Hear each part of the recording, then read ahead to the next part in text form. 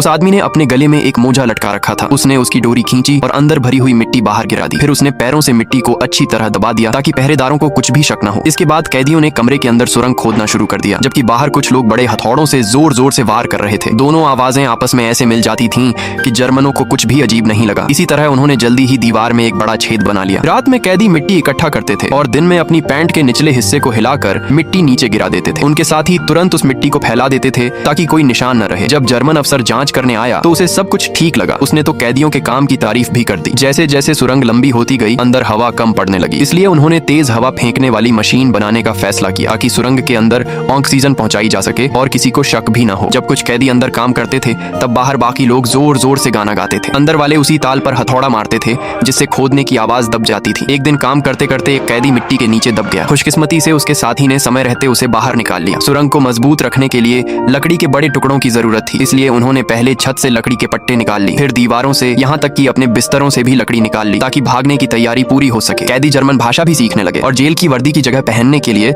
नए कपड़े भी बनाने लगे। लेकिन एक दिन अचानक मुसीबत आ गई। एक गार्ड से गलती से कप गिर गया और उसने देखा कि पानी फर्श के अंदर जा रहा है। उसने चाय वाली केतली उठाई और फर्श पर पानी डाला। नीचे बहते पानी की आवाज साफ सुनाई दी। शक होने पर जर्मनों ने चूल्हा हटाया और वहां बनी सुरंग को ढूंढ निकाला। कुछ ही देर में जर्मन सैनिकों ने पूरे कमरे को घेर लिया। लेकिन कैदियों की योजना पूरी तरह फेल नहीं हुई थी, क्योंकि उन्होंने एक और सुरंग बनाई हुई थी। यह सुरंग नाले के अंदर थी। उन्होंने सुरंग के मुंह को ईंटों से बंद कर रखा था। जब गार्ड जांच के लिए आए तो उनके एक साथी ने इशारा किया। अंदर मौजूद लोगों ने तुरंत काम रोक दिया। फिर उन्होंने ईंटें वापस लगा दी, दरारों को गीले सीमेंट से भर दिया और ऊपर से पानी डाल दिया ताकि सब कुछ सामान्य लगे। आखिरकार सुरंग पूरी तरह तैयार हो गई। रात होने पर कैदियों ने अपने नए कपड़े पहने और एक एक करके सुरंग में घुसने लगे। पहला कैदी बाहर निकला और सिर बाहर निकाला। उसने देखा कि सुरंग का मुंह जंगल से अभी भी लगभग 10 मीटर दूर था। सर्च लाइट से बचने के लिए उसने जोखिम उठाया और रेंगते हुए तेजी से जंगल की तरफ भाग गया और पेड़ों के बीच छिप गया। जैसे ही गार्ड ने दूसरी तरफ देखा, उसने रस्सी खींचकर अपने साथियों को संकेत दिया। अगला कैदी तुरंत जंगल की तरफ भागा, लेकिन तभी हादसा हो गया। एक कैदी गिर पड़ा और आवाज हो गई। गार्ड ने आवाज सुन ली और जांच करने के लिए आगे बढ़ा। उसी समय उसकी नजर उस कैदी पर पड़ गई जो अभी अभी सुरंग से बाहर निकला था। आखिर में भागने की यह योजना पूरी तरह सफल नहीं हो सकी। कुल 76 कैदी जेल से बाहर निकल पाए, लेकिन उनमें से सिर्फ 11 ही जिंदा अपने घर वापस लौट सके। दोस्तों, क्या आपको लगता है कि जेल से भागकर उन्होंने सही किया या गलत? अपनी राय कमेंट में जरूर बताना।